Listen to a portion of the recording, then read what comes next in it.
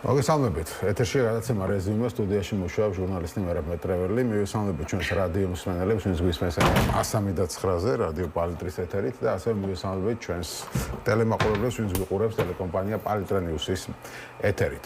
ირანში მიმდინარე საპროტესტო აქციების დროს დაახლოებით 2000 ადამიანი დაიღუპა. ამის შესახებ ირანულმა ოფიციალურმა პირმა Reuters განუცხადა. მისი თქმით, გარდაცვლილების შორის არიან როგორც სამოქალაქო პირები, ასევე უსაფრთხოების სამსახურის თანამშრომლები. Reuters-ის წყარო მათ გარდაცვალებაში ტერორისტები დაადანაშაულა. აღსანიშნავია, რომ ირანში მსხვერპლის რაოდენობის შესახებ სხვადასხვა ინფორმაცია ვრცელდება. მანამდე აშშ-ში დაფუძნებულმა ადამიანის უფლებათა დამცველი აქტივისტების საინფორმაციო სააგენტომ გაავრცელა მონაცემები, რომლის თანახმადაც ირანში მიმდინარე საპროტესტო აქციების დროს სულ მცირე 646 ადამიანი დაიღუპა. ირანში რამდენიმე დღეა იცით ინტერნეტი გათიშულია, რაც ქვეყნიდან ინფორმაციის და მონაცემების მიღებას მნიშვნელოვნად ართულებს. ირანში მიმდინარე ამბებს ბუნებრივია გამოეხმაურა ირანის უკანასკნელი შაჰის შვილი რეზა ფეჰლევი, რომელიც ამბობს ათასობით სამხედრო და პოლიციელი არ გამოცხადა სამსახურში, რათა თავი აერიდებინათ მომიტინგეების დარბევაში მონაწილეობისგან. თქვენი სიმტკიცისა და წინააღმდეგობის გამო ათასობით სამხედრო და პოლიციელი არ გამოცხადა სამსახურში, რათა მათ რეპრესიებში მონაწილეობა არ მიეღოთ, განაცხადა რეზა ფეჰლევი სოციალურ ქსელში გამოქვეყნებულ პოსტში. მისი თქმით, ხელისუფლება მკვლელების, რეპრესიებისა და ინტერნეტის გათიშვის გზით საზოგადოებაში შიშის დათესვას ცდილობს, რათა მათ საპროტესტო აქციებში მონაწილეობაზე უარი განაცხადონ. გერმანიის კანცლერი ფრიდრიხ მერცი ამბობს, ეს არის ირანის რეჟიმისთვის ბოლო დღეები და კვირეები. თუ რეჟიმს ძალაუფლების შენარჩუნება მხოლოდ ძალის გამოყენებით შეუძლია, მაშინ ის ფაქტობრივად დასრულებულია. მჯერა რომ ახლა რეჟიმის ბოლო დღეებსა და კვირეებს ხედავთო, განაცხადა მერცმა. გიორგი ტუმასიანი იქნება ჩვენი პირველი სტუმარი, სახელმწიფო მართვისა და საერთაშორისო ურთიერთობების სპეციალისტი, ჯერ საქართველოს წარმომადგენელი. მოგესალმებით, გიორგი. გამარჯობა მერაბ. მადლობა გადაცემაში მონაწილეობისთვის და რამდენად შეიძლება ეს მერცის ოპტიმიზმი რეალური იყოს, როგორ გონია? მერცის ოპტიმიზმი ფიქრობ, რომ ოპტიმალური შეფასება არის ამ მომენტისთვის, რომ შეიძლება რეჟიმს მართლაც დღეები და კვირეები დარჩა და ამას გააჩნია ფაქტობრივი მდგენელი. ანუ მერცმა ამით დაუშვა ის, რაზეც საუბრობენ უკანასკნელი საათის განმავლობაში ისრაელის წყაროები, რომ შეერთებული შტატების პრეზიდენტი დონალდ ტრამპი ემხრობა სამხედრო გადაწყვეტილებას. თეთრმა სახლმა ერთი დღის წინ ოფიციალურად დაადასტურა, რომ მაგიდაზე ყველა ვერსია დევს, საერთოდ დაამატეს, რომ პრეზიდენტი ტრამპი ის პრეზიდენტია, რომელსაც მაგიდაზე ყოველთვის უდევს ყველა ვერსიაო, ანუ ყველა მოქმედების ოპცია, შესაძლებლობა და მათ შორის ეს გულისხმობს სამხედრო შესაძლებლობების გამოყენებას. ბოლო დღეების განმავლობაში ჩვენ აქტიურად ვაკვირდებით ირანის საზღვრებთან ახლოს, მათ შორის ერაყში, სპარსეთის ყურეში, აქტიურად ამერიკული სტრატეგიული საწვავის მომარაგების თვითმფრინავების, აი ამ მიზნით რო გამოიყენება გამოყენება პრაქტიკული, რაც სწავლების მანიშნებელი არის დაახლოებით ან პრაქტიკის. ამავდროულად ხედავთ კატარში დღეს ჩამოყალიბდა ახლო აღმოსავლეთის საჰაერო თავდაცვის სისტემა, ასეთი ახალი სახელწოდება გააჩნია, ინტეგრაცია მოხდა გარკვეულწილად კატარის, ბაჰრეინის, საუდის არაბეთის და ესე იგი გაერთიანებულ არაბულ საამიროებში მყოფი ამერიკული ბაზების საჰაერო სისტემების. ეს ინტეგრაცია რატომ მოხდა? სავარაუდოდ ეს არის მომზადება იმისთვის, რითაც იმუქრება ირანი. ირანი ხო იმუქრება ორი საკითხით, იმიტომ რომ ამერიკას ვერ მიწვდება ცხადია. იმუქრება ისრაელის დაბომბვით და ისრაელის შეიარაღებული ძალები 3 დღე არის უკვე გადაყვანილია საბრძოლო მდგომარეობაში, ხოლო მეორე რითაც იმუქრება არის ამერიკული ბაზები და ნავთობის მოპოვების შესაძლებლობები აი ამ არაბულ ქვეყნებში, ვინც ირანის შეფასებით მოღალატეები არიან, იმიტომ რომ ამერიკელებთან თანამშრომლობენ. იქ ინტეგრაციაც საჰაერო თავდაცვის სისტემის მეტყველებს იმაზე, რომ მზად არის ამერიკა ამ დარტყმების განხორციელებისთვის. და რეალურად შეგვიძლია თქვათ, რომ თვის ბოლომდე, ანუ უახლოესი დღეების, კვირეების განმავლობაში რეალურად ალბათობა ამ სამხედრო მოქმედებებისა არის უაღრესად მაღალი, მე ვიტყოდი დაახლოებით შეიძლება 50%-ზე მეტიც კი. ხო, თუმცა იქვე ითქვა, რომ მთავარია დიპლომატია, ხო, ამერიკულმა მხარეც ამაზე თქვა, კი, ყველაფერი გვიდევს მაგიდაზე, მაგრამ ჯერ უპირველესია დიპლომატია და იყო საუბარი იმაზე, რომ რაღაც შეხვედრა ითხოვეს და ასე შემდეგ და ანუ შეიძლება თქვა ასე არ წავიდეს ხო ამერიკა გამწვავებაზე ახლა რამდენად ეს რეალურია მეორე საკითხია დიპლომატიის მიმართულებით უკვე კონკრეტულად პირობები ითქვა ჩვენ გვაქვს ეს ინფორმაცია მათ შორის მოსადის არაოფიციალურმა ოფიციალურმა გვერდვაც გამოაქვეყნა ეს კონკრეტული ესე იგი წყაროები, ანუ წყაროებიდან ინფორმაცია, რაც გაჟონა ამერიკის მოთხოვნების. და ეს უკავშირდება სრულად უარი თქვა ბალისტიკურ რაკეტებზე, სრულად უარი თქვას ურანის გამდიდრებაზე. უკვე არსებული გამდიდრებული ურანი გადასცეს შეერთებულ შტატებს და ეს ძალიან პრობლემური ტერმინი არის, რაც ნიშნავს უკვე არსებული ურანი, გამდიდრებული 400 კილოგრამი დაახლოებით და ებრაული წყაროები საუბრობენ იმაზე, რომ ეს კიდევ ერთხელ ადასტურებს გაჟონილი ინფორმაცია, რომ ირანს მიუხედავად ივნისში გამართული ამ ოპერაციის შედეგად დაზიანებული, ესე იგი, ბირთვული პროგრამისა, დაახლოებით 400 კილოგრამი ურანის გადარჩენა შეიძლება საშუალება ქონოდა 60%-ის გამდიდრების და იქედან ჭირდება გამდიდრება დაახლოებით 90%-მდე და ეს უკვე არის ბირთვული იარაღის შესაძლებლობა. კერძოდ 400 კილოგრამი 60%-ის გამდიდრებული ურანით შეგიძლია დაახლოებით 10 ბირთვული იარაღი მიიღო 90% გამდიდრებული ურანით. ანუ ირანს გააჩნია თუ ეს ინფორმაცია მართალია, ირანს გააჩნია შესაძლებლობა 10 ბირთვული რაკეტა შემადგენელი, ანუ შექმნას. და ამის გარდა ამერიკა ითხოვს კონკრეტულად პოლიტდევნილების გამოშვებას და ყველა პროქსის, ანუ ჰუსიტების, ჰამასის და ჰეზბოლაჰის და ირანში ამ დაჯგუფებების მხარდაჭერის შეწყვეტას, ხო? ირანული რეჟიმისთვის ამ ყველაფერზე წასვლა, ну დაახლოებით არის თვითმკვლელობის ტოლფასი. ხო, მაგრამ თუ წარმოვიდგინოთ ამ შემთხვევაში რაღაც შეთანხმება მოხდეს, ანუ რეჟიმი დარჩება მაშინ, ხო? ანუ ის ხალხი იმის გამოხარი უბძვის იქ ვინც არის ირანში რომ რაღაც ბირთვული პროგრამა შეჭერს, ისინი უბძვის რომ ეს დიქტატურა მოშორდეს ირანს. და ამაზე შეიძლება აღარ წავიდეს, ხო, ამერიკა ამ მიმართულებით არ მიაწვეს, ასე ვთქვათ, ამ რეჟიმს. თუ რეჟიმისგან ითხოვენ პოლიტპატიმრების გამოშვებას და რეჟიმი ყველას გამოუშვებს, თან იქვე მოთხოვნა არის რომ ძალადობა შეწყვიტეთო. ამ ძალადობასაც თუ შეწყვეტს და პოლიტპატიმრებს გამოუშვებს, ეს ხალხი ისევ ქუჩაში გამოვა, იმიტომ რომ შენ კი თქვი 2000 დაღუპული ოფიციალური წყაროდან, მაგრამ ოპოზიციური Iran International-მა განაცხადა ოპოზიციურმა, რომ 12000 არის დაღუპული, მოკლული. შესაბამისად ეს ნიშნავს იმას, რომ პრეზიდენტ ტრამპის განცხადება რაც იყო, რომ არ მოკლათ საკუთარი მოქალაქეები მაშინ თორე ჩავერევი და ეს წითელი ხაზია, ეს წითელი ხაზი არის დარღვეული და ტრამპმა ეს განაცხადა უკვე. ტრამპის რიტორიკას რომ შევხედოთ, თვითონაც დაადასტურა, რომ ეს წითელი ხაზი დაარღვიეს. ამიტომ მე ვფიქრობ, რომ შეერთებულ შტატებს ახლა ჭირდება ჩარევა. და აქვე უნდა დავამატო, რომ საერთაშორისო ექსპერტები, მათ შორის ისრაელის, ამბობენ, რომ ვინც კარგად აკვირდება მოვლენებს, ეს არის ყველაზე სერიოზული ბზარი ისლამური რეჟიმის, ანუ აი ამ აიათოლას რეჟიმის ისლამური რევოლუციიდან 1979 წლიდან 50 წლის განმავლობაში პრაქტიკულად პირველი ესეთი სერიოზული ბზარია.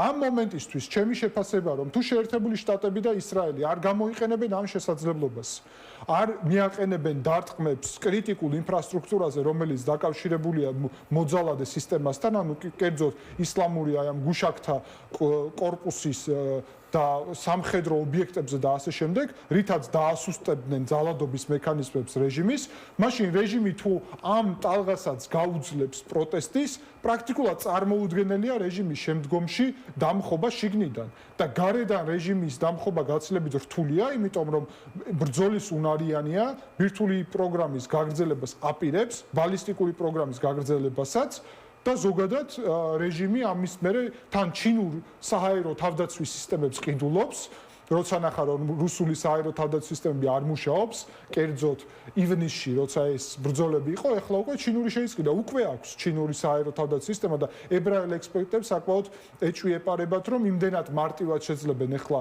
ირანის ცაში მოძრაობას, როგორც რუსეთის საჰაერო სისტემებისო, თუმცა ჩინეთის საჰაერო სისტემების დატესტვაც არის საჭირო ბოლომდე, იმიტომ რომ პირველად იქნება ამერიკული და ჩინური იარაღის დატესტვა. რუსეთის საჰაერო სისტემა არ იმუშავა არც ირანში, არც ვენესუელაში, ასე. არც სომხეთში მანამდე.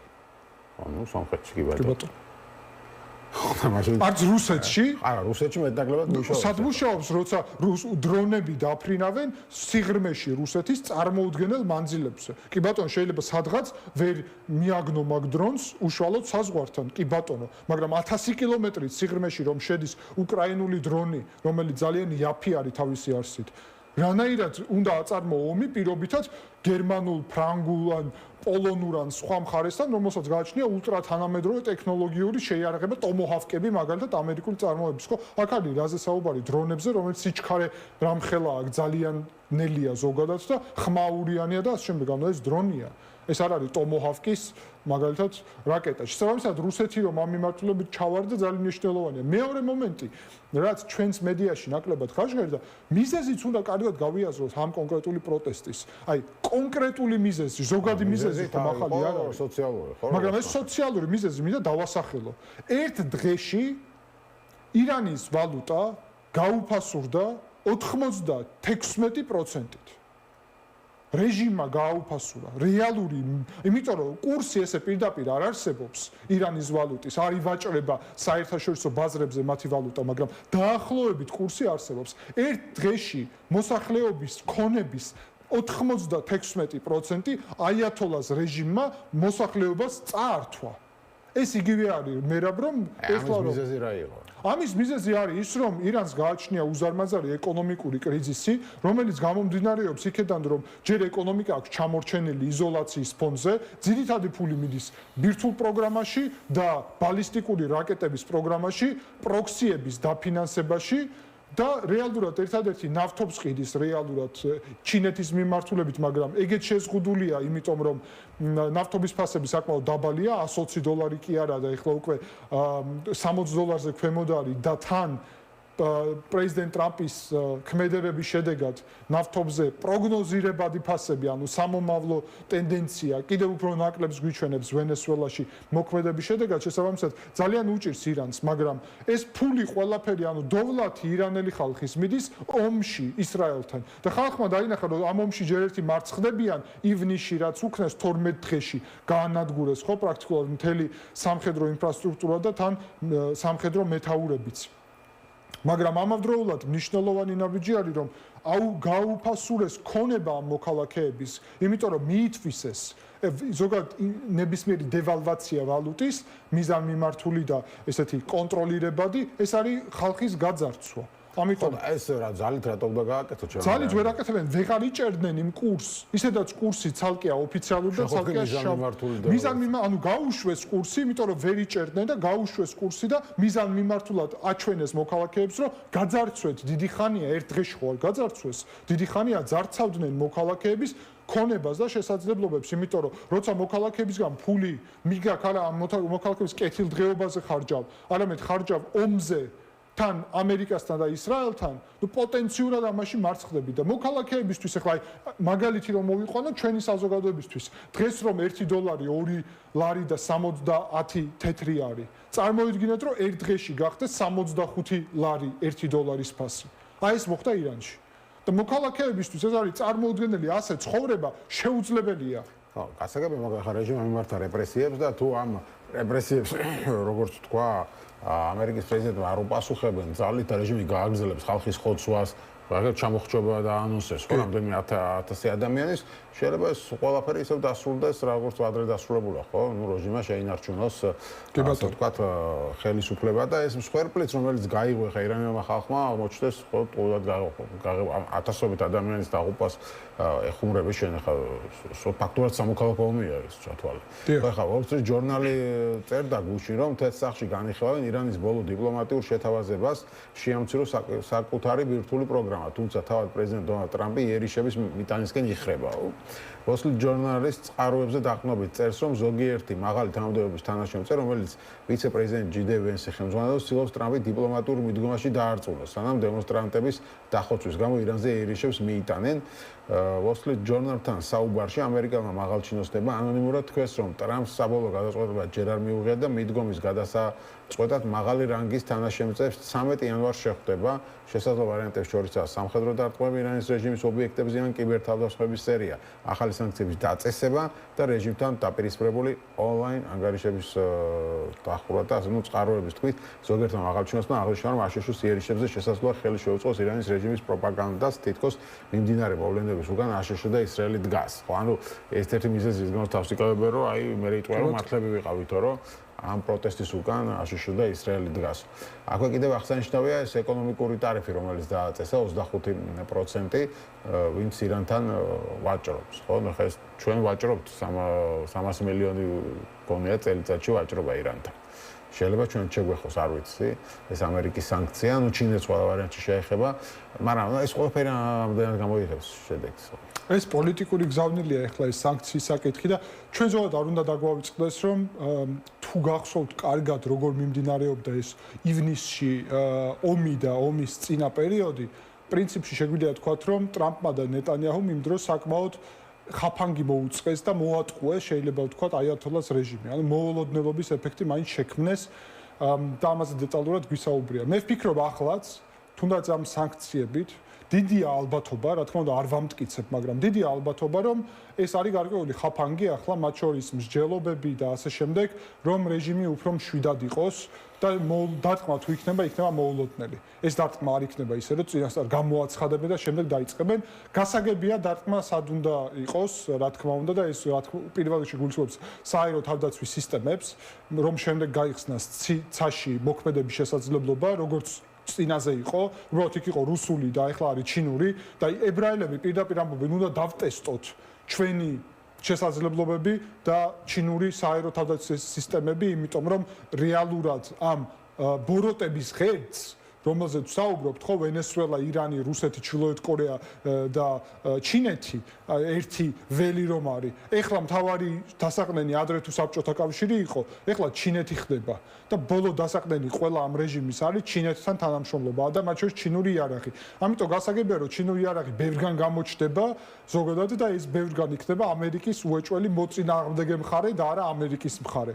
შესაბამისად, ამიტომ ეს ამერიკას და ებრაელებს ძალიან აინტერესებთ. ამის შემდეგ სავარაუდოდ დარტყმები იქნება უკვე ერთი მხრივ ბირთვულ პროგრამაზე აუცილებლად და ასევე როგორც გითხარით აი ამ გუშაკთა კორპუსის ისლამური რევოლუციის, ასევე პოლიციური ჯარების, ირანის ჯარის იმ ინფრასტრუქტურის, რომელიც მომიტინგეებს მისცემს საშუალებას, რომ მშვიდობიანად ასე ვთქვათ, აიღონ კონტროლის ქვეშ გარკვეული ქალაქები და რაიონები, ანუ არ შეხვდეთ მათ ფიზიკურად შეიარაღებული წინააღმდეგობა რეჟიმის, რაც რეჟიმის მართვის სისტემის ჩამოშლას მოიყვანს. ამერიკისთვის სიფრთხილე სხვა რამეში მდგომარეობს. ამერიკას არ სურს დაშლილი ირანი.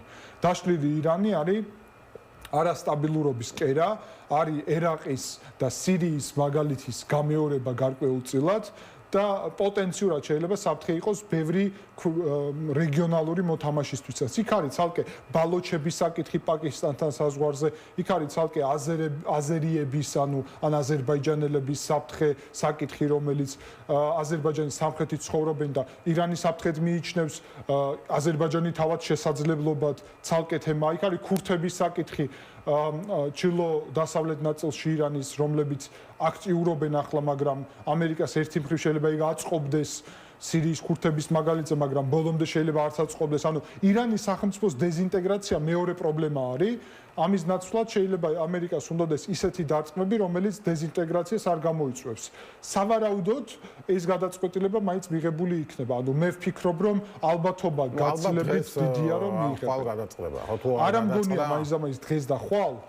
ანუ გულისხმობ იმას, რომ მარტო ეს თუ დღეს და ხვალ არ გადაწყვეტა, მე არ გადაწყვეტა, ეგრე არ არის, მაგრამ ჩემი აზრით უახლოესი კვირეები, რამდენიმე კვირა არის აი ესეთი სერიოზული წითელი. მანამდე კიდე რამდენი ადამიანი დაიღუპება ახლა. გასაგებია, მაგრამ აქ მარტო დაღუპვაზე არ არის, ეს დაიღუპნენ რაღაც კონკრეტულ მომენტში. ჩვენ თუ ვნახავთ, რომ მთლიანად პროტესტის შეწყდა, სხვა მომენტია. საბოლოოდ არ შეწყდება. უბრალოდ შეიძლება ფორმები შეიცვალოს და ანუ გადაიზარდოს გარკვეულ პროცესში. თუმცა მე ვფიქრობ, რომ ამერიკა დარტყმას მოახდენს მაშინ, როდესაც ეს დაზვერვის ინფორმაციის საშუალებით იქნება ყველაზე ხელსაყრელი პროტესტისთვის. ანუ შეიძლება პროტესტის ჩახშობის პროცესშიც კი იყოს დარტყმა, რომ ახალი ძალით აღდგეს ეს პროტესტი. არ ვიცი, თან რა გაცვლა აქვს პენტაგონს ამ შემთხვევაში, ხო? ამაზე ვარაუდები შეიძლება მარტო. ხო, თუმცა ნუ ჯერ ახაც ვენესუელის მაგალითზე რასაც უყურებთ, ხო ეს რეჟიმ ჩეინჯისკენ არ იხრება ამერიკა იქაც. ხო, ჩვენ ნახეთ, რომ იგივე ხალხი დარჩა ხელისუფლებაში, უბრალოდ დონალდ ტრამპი ამბობს, რომ აი მე მორჩილებიან და იყვნენ. ანუ ისევ დარჩა, ხო, ის ასე თქვა სასტიკი რეჟიმი იქაც. კი ბატონო, ვენესუელაში ჯერჯერობით არ წავიდნენ რეჟიმ ჩეინჯზე, მაგრამ დიდი ალბათობით ეს ვინც ახლა ხელისუფლებაშია, ამერიკასთან იყო შეთანხმებული უფრო ადრე, ან მინიმუმ ახლა არიან შეთანხმებული და აშკარად. ბევრი მიმართულებით მათ შორის, მინიმუმ კუბას რო შეუწყვეტეს ნავთობის მიწოდება, ეს ხომ შეთანხმების შედეგია, იმიტომ რომ რატო უნდა შეწყვიტო, თუ შენ არ ხარ ამერიკასთან შეთანხმებული უბრალოდ, თუ ხარ მადუროს საქმის გამგრძელებელი. ირანის შემთხვევა, ჩემი აზრით, განსხვავდება. არ უნდა ვიფიქროთ მაინც და მაინც იდენტური შემთხვევებით. რატომ? ივნისში, როდესაც განახორციელეს ამერიკელებმა და ებრაელებმა ეს დარტყმები ირანზე, პირდაპირ თქვეს, რომ ჩვენი მიზანი არ არისო რეჟიმის შეცვლა. და იმ მომენტისთვის ეს პრაგმატული პოლიტიკა იყო. მაგრამ შედეგად ვნახეთ მერაბ, რომ დაბომბვის შედეგად ბირთვული პროგრამა მნიშვნელოვნად დაზიანდა, ბალისტიკური პროგრამა მნიშვნელოვნად დაზიანდა, სამხედრო მეთაურები მნიშვნელოვნად დაზიანდნენ, ბევრი მოკლეს, გავიდა ნახევარი წელი რეჟიმი აღდგა. რა თქმა უნდა, ბოლომდე არა, მაგრამ ბირთვული პროგრამის ნაწილი აღდგენილია, ბალისტიკური პროგრამა, ებრაული წყაროები ამბობენ, რომ 24 საათია მუშაობენ მაგაზე და ჩინეთიდან შემოდის ყველაფერი, რაც ჭირდება ბალისტიკური რაკეტებისთვის.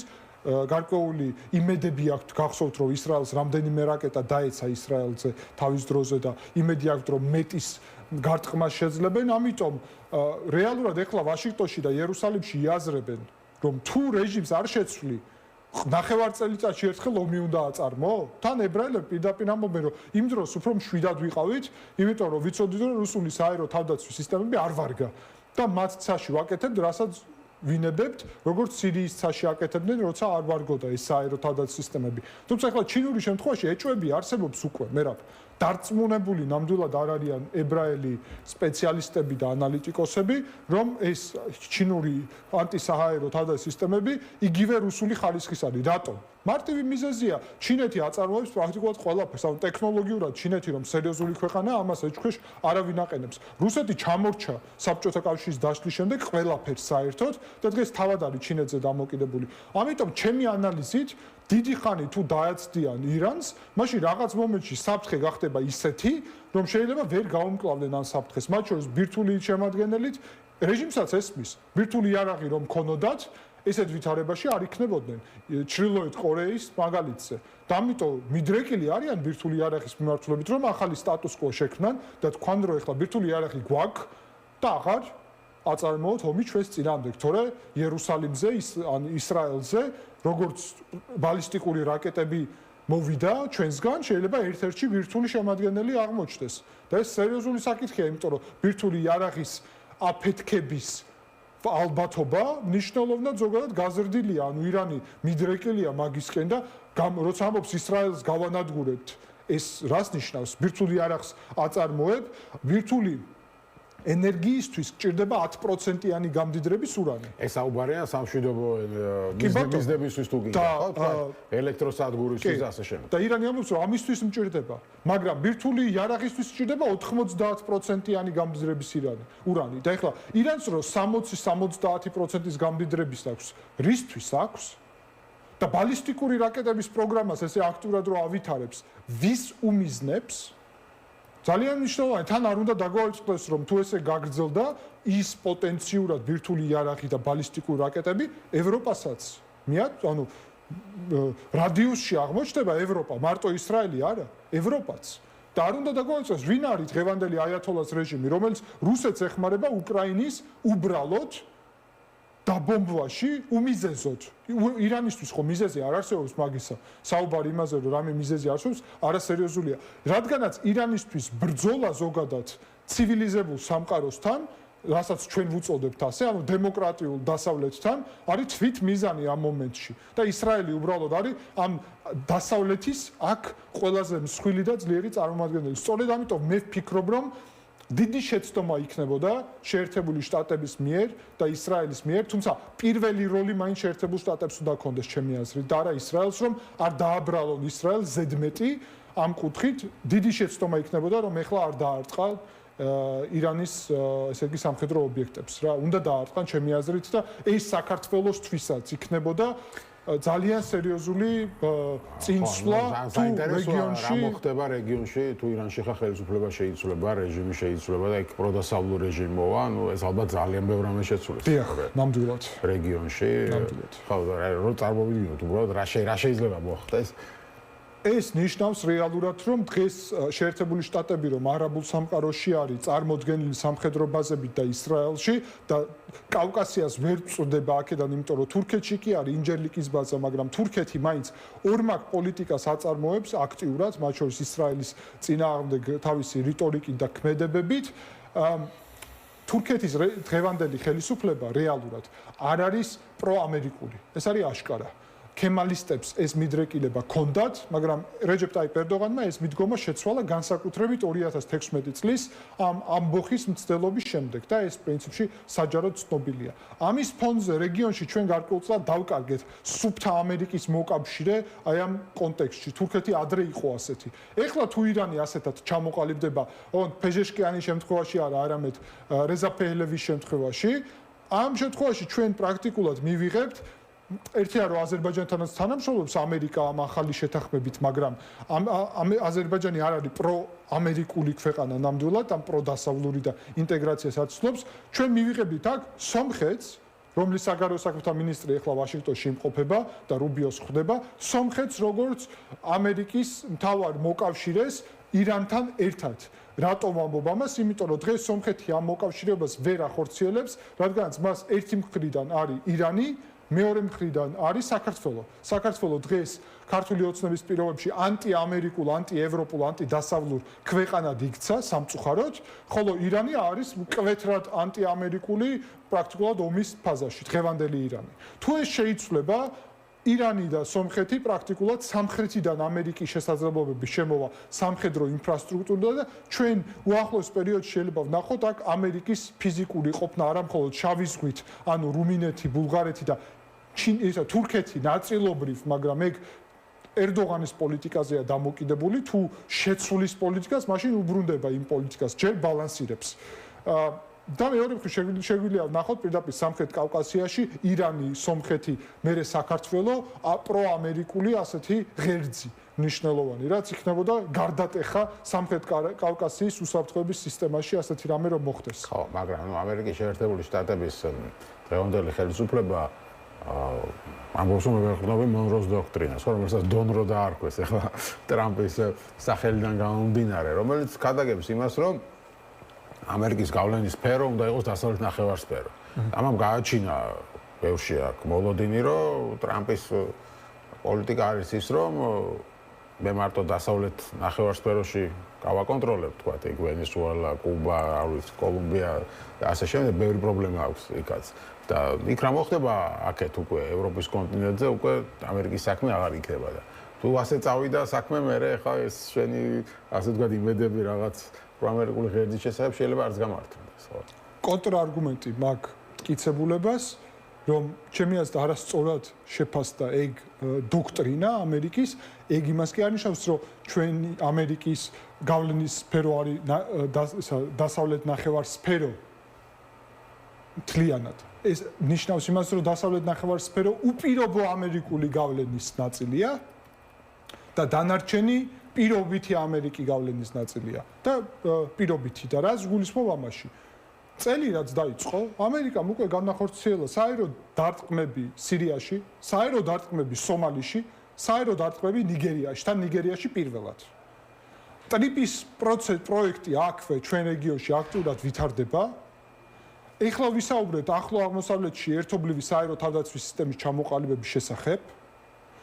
ამერიკა ძალიან აქტიურად მუშაობს იაპონია, სამხრეთ კორეა, ტაივანი, ფილიპინების მიმართულებით. მოკლედ, არაფერი არ მეტყველებს იმაზე, რომ ამერიკა ამცირებს საკუთარ ფიზიკურ ყოფნას დანარჩენ რეგიონში. ერთადერთი შესწორებით, რომ ახალი დონროს დოქტრინით დასავლეთ ნახევარსფერო მთლიანად ამერიკული კონტროლის სფერო ხდება და დანარჩენ ნაწილში ამერიკა იქ ჩაერევა და იმ დოზით, სადაც საჭიროდ ჩათვლის. ანუ ეს რეალურად ჩვენ ძალიან გვაწყობს, იმიტომ რომ ამერიკა აქ ირჩევს მიზნობრივ კონკრეტულ ქმედებებს და მათ შორის ირანზე ეხლა რაც ხდება სანქციები დატყმების განხილვა, მე რა რომ ყოფილიყო იზოლაციონიზმი ირანზე არ იფიქრებდნენ საერთოდ. მაგალითად ტრამპი ამბობს რომ იცი რა აქ რაც არის ჩემს იგლუ თქვა იქ ვენესუელა, კუბა ესა ჩემი გავლენის სფერო უნდა იყოს და რუსეთს და იმას რა ესაქმება ჩინეთს რა ესაქმება ხო რუსეთსაც შეუძლია მაშინ თქვას უკვე თქვას ტრამპს რომ მაშინ კავკასია უკრაინა ჩემი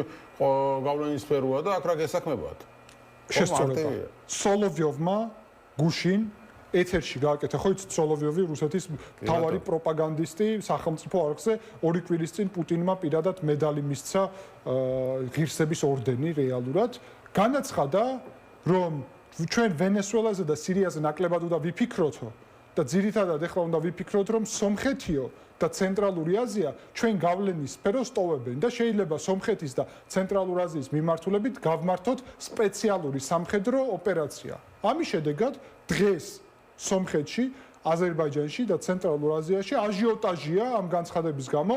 რუსეთის ელჩიც კი დაიბარა სომხურმა საგარეო საქმეთა სამინისტრომ და საპროტესტო ნოტაც გადასცა ამ განცხადების გამო.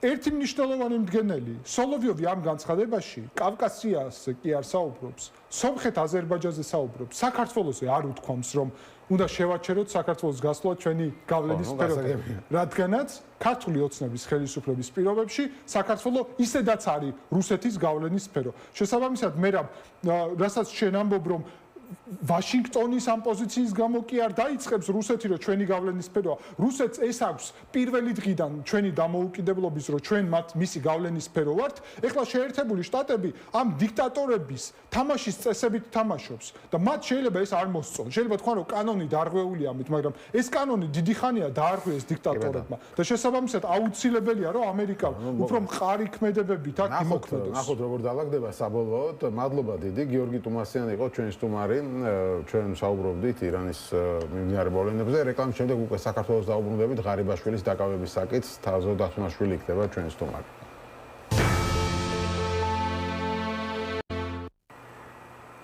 ასე დაუბრუნდით ეთერში და როგორც გითხარით ჩვენი შემდეგი სტუმარი არის თაზო დათმაშვილი, ლელო ძლიერი საქართველოს წარმომადგენელი. მოგესალმებით თაზო. მოგესალმებით მე. მადლობა გადაცემაში მონაწილეობისთვის. ბევრი დრო არა გვაქვს და ამიტომ პირდაპირ ღარიბაშვილზე მინდა კითხო. ოდიში დაგვიანებისთვის საცობია. რას ფიქრობ ღარიბაშვილს ამდენ ელოდი რომ საერთოდ ხო ციხეში აღმოჩნდებოდა. აი რომ გითხრა რომ ველოდიო დამიჯერებ რა თქმა უნდა არ ველოდი კაცმა ესე გაგვაცნო რომ შვილია ჩემიო ესო და აგერ რომ ყავდეთო ჯერო პრემიერ-მინისტრი ჯერ შესამინისტრი იყოსო მე პრემიერ-მინისტრიო შვილივით ზრდიდი ამდენი ხანიაო და აგერ მიიღე საქართველო და რა ვიცი ხო ვაღი ხო რა თქმა უნდა აღიარება მარტივი დაკვირვების საგანია რომ ყველაზე დიდი ხანი საქართველოში ძალაუფლების საჭეთ მყრობელი ქართული ოცნების პირობებში იყო ბატონი ღარიბაშვილი ყველაზე მეტჯერ ეკავა როგორც უმაღლესი პოლიტიკური თანამდებობები ისე მთლად ქვეყნის მმართველის არა, წყალებში რა თქმა უნდა, ძალაუფლების საჭეთ მყრობელი და ის ვინ არის მის საჭესთან აგერ კარგად გამოჩნდა. ეხა არაფერ ჩემთვის ეგ არის რაღაცა ისეთი კრონოსის პარადიგმა დღეს ხშირად ვიყენებ ამას ხო, ბერძნული ისმივიღოთ ხო, საკუთარი შვილების ჭამის ამბავი არის, რომ ეს არის ერთგვარი ხელშეწირვა ძალაუფლებისადმი. ეს არის დემონსტრირება იმისი, რომ ის ყველაფრისთვის მზადაა, მათ შორის საკუთარ შვილობილსაც თავი მოაჭამოს იმისთვის, რომ ძალაუფლება შეინარჩუნოს. ერთის მხრივ ეს არის, ან მისგან ეს ძალიან ესეთი პიროვნულ ამბიდან თუ გამოვარდა პიროვნული პოლიტიკური საკითხიდან, მეორე მხრივ ეს არის კატასტროფული აპოკალიფსური აღიარება ფაქტიურად, იმიტომ რომ ხო ჩვენ მაყურებელს კიდევ ერთხელ შევახსენოთ რომ ლაპარაკი არის როცა საპროცესო გარიგებას დებ, ესე იგი თანხმდები იმაზე რომ დამნაშავე იყავი ამ ყველაფერში რასაც გაბრალებენ. ერთის მხრივ დამნაშავე კონკრეტულ ფულის ლეგალიზაციაში და კორუფციის კეისებში, მეორეს მხრივ მფარველობაში მთელი სინდიკატის მერაბ ხო კორუფციული, სადაც ერთი ნაწილი უშიშროების ხელმძღვანელი ჩვენი უსაფრთხოება რომ უნდა ებაროს, ის ბავშვებს პარავდა ფულს თურმე, მისი მინისტრი რომელიც მაკაცია მისიდან ჯარის ჯარისკაცებს პარავდა ფულს და აი ეს ჯოჯოხეთი თურმე ნორმალურია და ამას აღმოაჩენს მე რამდენი 13 წლის თავზე ეს კეთილი კაცი სტალინის ფენომენის შემოდგა რომ სტალინმა არიწოდა აღმოაჩინა და აღმოფხრა და დედა რადიდებული ამბავი მოხდა და არ ილექება ეგრე მარტივად ეგეთი ამბები საზოგადოებაში ყველამ ძალიან კარგად დაინახა რომ აი რაღაცა განსხვავება ერთის მხრივ საზოგადო ქვეყანა რომელშიც 10 წლის მანძილზე პურის ფასი გაორმაგდა აი ეს ქვეყანა სადაც პურის ყიდვის პრობლემა არის ხელსახელფასო სტაგნაციის პირობებში და მეორე მხრივ არსებობენ ვიღაცა რომეოები და ჯულიეტები რომლებიც ამბობენ რომ კარგით რა ხალხო რა მოხდა ვის არ უნახია კარტიეს თბილისში ვის უკვირს კარტიეს ხელსაბამიო რა $15000 როგერს ვის უკვირსო თბილისში იძახის ქალაქში სადაც 300000 ბავშვი შიმშილობს იუნესკოს დასკვნით და 800000 პენსიონერია რომელსაც 20 ლარით პენსია გაუზარდეს და 700000 სასოციალურად დაუცველი ამ ქვეყანაში ამ ქალაქში იძახის ვის უკვირსო აი ეს რეალობა მივიღეთ და ამ რეალობის დემონსტრირებაა და ხა ამ რეალობას სხვანაირად ვერ ფარავენ და ეხლა ორი რაღაცა დარჩათ ერთი რომ აი ამ საკუთარ შვილებს დაერიოს და დემონსტრაციულად გააკეთოს იმის ჩვენება რომ აი ქართულ ხალხო ოღონდ მე შემენარ ჩვენ ძალაუფლებაში და ამ სხველს შემოგწირავ ჩემი შვილების სახით და ნუ ღარიბაშვილი ასე უსიტყვოდ რაღაცა დათანხმდა ხა საპროცესო გარიგება რო თქოს ვიფიქრე ნუ ეთყობა არ დაიჭერენ მეთქვა აღმოჩნდა რომ ხო 5 წელი უნდა ჩაჯდეს ციხეში და ეს ხმის ამოუღებლად არც არაფერს აპროტესტებს ეს თან ბრალი წაუყენეს ისეთ რაღაცაში რის გამო შეიძლება ნახევარი პარლამენტი დასაჭერი იყოს ხო ხა რომ აუხსნათ კარგად ჩვენს მაყურებლებს და რადიო მსმენელებს რა ბრალი წაუყენეს რომ ანუ ღვინის ქარხანა ააშენა, ანუ ბიზნესი გააკეთა და ეს ბიზნესი საკუთარ სახელზე კი არ გააფორმა, მამის სახელზე გააფორმა და ესე აქვს ნახევარ პარლამენტ, იმიტომ რომ კანონით აკრძალულია თანამდებობის პირს კონდეს ბიზნესი ჩვენთან და ნახევარ პარლამენტარ ბიზნესმენებს ოჯახის წევრებზე აქვს გადაფორმებული. მაშინ ყველა დასაჭერია, ამის გამო თუ ყოფილი პრემიერ-მინისტრი იჭერ, ხო? ანუ რას ნიშნავს ეს? არსებობენ თქვენი კოლეგები, რომელსაც ყველანი ყავთ აღმოჩენილი. ეს ფულის გათეთრებათ, ანუ ლეგალიზება, ნუ იგივეა ფაქტობრივად. ხო, ყველა ძალიან კარგად გვესმის, რომ ხა ეს არაფერ შუაში არ არის, ეს ერთი კონკრეტული ეპიზოდი ღარიბაშვილების ამ რაღაცა საგიდან, რაღაცა ტარიელის სახელზე გაფორმებული ქონება არ არის ის რის გამოძის საქართველოს სამართლებრივი პროცესი არ არსებობს. რის გამოძის რა? იმიტომ რომ ის იყო აი მთელი ამ სინდიკატის ხელმძღვანელი. არ ვიცი ეხა ეს მე არ მგონია რომ ივანიშვილის უჩუმრად ხდებოდა, მაგრამ ალბათ მადა და აპეტიტი ამ ხალხის გაიზარდა ამ პერიოდში და იყო რაღაცა შემოსავლები, რომელსაც ივანიშვილს უმალავდნენ, რომლიდანაც წილს არ აძლევდნენ ივანიშვილს. ივანიშვილი ეკაცია ხა, კაი კაცი კი არ არის, რამე კი არ შეიცვალა ამ ხალხში, კორუფციასთან ბრძოლა კი არ არის კორუფციის სათავე, კორუფცია არის modus operandi. სხვანაირად ამათ არსებობა არ შეუძლიათ ქოცობა, პირველივე დღიდან ხელისუფლებაში მოსვლის დღევანდელ დღემდე დღას კორუფციას და ამ კორუფციის სათავე, რა თქმა უნდა, არის ივანიშვილი და მასთან რაღაცა რაოდენობის ფული ალბათ არ მივიდა და ამას იმაშვება, რა ქვია, ამის გამო იყო ეს ყველაფერი. ხა ღარიბაშვილი კიდე სწორად ახსენე შენ ეს კონკრეტული кейსი, რომელიც აბსურდულია, რის გამოც მიესაჯა ეს ყველაფერი ერთი, მაგრამ ამის მიღმა ხო ჩვენ რა აღმოაჩინეთ, ხო?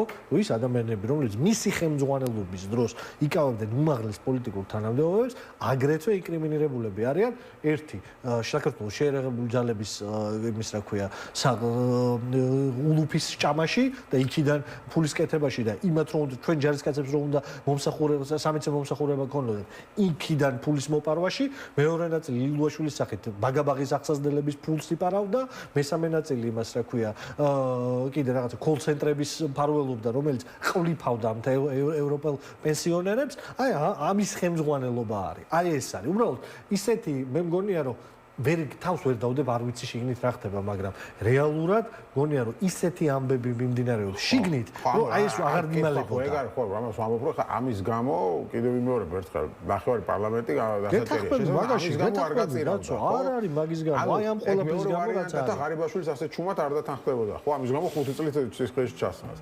საუბარი არის იმაზე შეიძლება იყოს რომ რაღაც ისეთი საშინელებები აქ ჩადენილი შეიძლება და ისეთი კორუფციაში გახვა ისეთი საქმეები დაულაგეს წინ რომ ამაზე ღარიბაშვილი სიამოვნებით დათანხმდა რომ მარტო ამ ბრალს უწამიყენებდა სხვას არა არ ვიცი ნუ ეს როგორც ვერსია ისე ვამბობ ახლა ძალიან სარწმუნო სწორი ვერსია არის რომელიც არის რა ისეთი ბევრი რაღაცის ეხლა 5 წელი დაიდეს 7 მილიონი წაართვეს რომელიც სახში ქონდა მილიონი კიდე გადასახდელი აქვს და მანქანები და რაღაცები და ისე შემდეგ ჩემთვის ეს არის საბჭოთა ხო გაკულაკე აი ეგ უნდა მეთქვა რა გაკულაკებაა ეს არის აი რა ვიცი ისტორიიდან გვახსოვს უახლოეს საქართველოს ისტორიიდან აი რაღაც შევარდნაძე ახალგაზრდა ცეკას მდივანი რო გახდებოდა ჟავანაძის ხალხს როგორ მავნებობქმედებებთან და ის დაიჭერდა და ის როგორ აი ისე ვის კაცია ვიცი ხო იქაც ხო ისე ვის ხელისუფლება იყო ეხლა რა ჟავანაძის ო შევარდნაძის ჩაანაცვლებდა ეგ იმას ხო ნიშნავდა რომ საქართველოს გასაბჭოება დაასრულა აქ ადგილზე თავისით მაინც იღებდნენ რაღაც გადაწყვეტილებას ხო შიგნით როგორ ემოქმედათ არა პარადიგმა ეგ არის ივანიშვილი მაგ პარადიგმის კაცია მერაბ ანუ ხო ივანიშვილი ეგრე უყურებს ძალაუფლებას იმ დროის კაცია იმ დროს მის სტილის რაღაც საბჭოთა რომანტიზმი მისთვის არის აი ესეთი ჩვეულებრივი ამბავი და აი ამ სტილშია ეს ყველაფერი რომ ვითომ რაღაცა ვითომ დემონსტრაციულად ახალი ის რომ მოვა ცეკას მდივანი ძველი ცეკას მდივანს და მის ხალხს მოსვავს ერთ ადგილას როგორც უყარდათ მაშინაც თქმა და ამის წინაშე ვარ ივანიშვილის კარზე ეს რაღაცა მიკრომოდელი საბჭოთა ბიუროკრატიული მართლობის გადმოღებულია და ამას ვადევნებთ თვალყურ სინამდვილეში და ამის პარალელურად ხდება უბედურება ამის პარალელურად უახლოესი 10 წლის მანძილზე სწორედ აი ამ ქმედებების გამო სწორედ ენდემური კორუფციის გამო სწორედ უპასუხისმგებლო და უგუნური პოლიტიკის გამო სწორედ აი ამ აღვირახსნილი ფულის ხაპვის გამო და აპეტიტის გამო რომელიც ივანიშვილს და მის დამქაშებს აქვთ საქართველოს მოქალაქეებს გაუორმაგდათ 10 წლის მანძილზე პურის საფასური, გაუსამაგდათ ხორცის საფასური,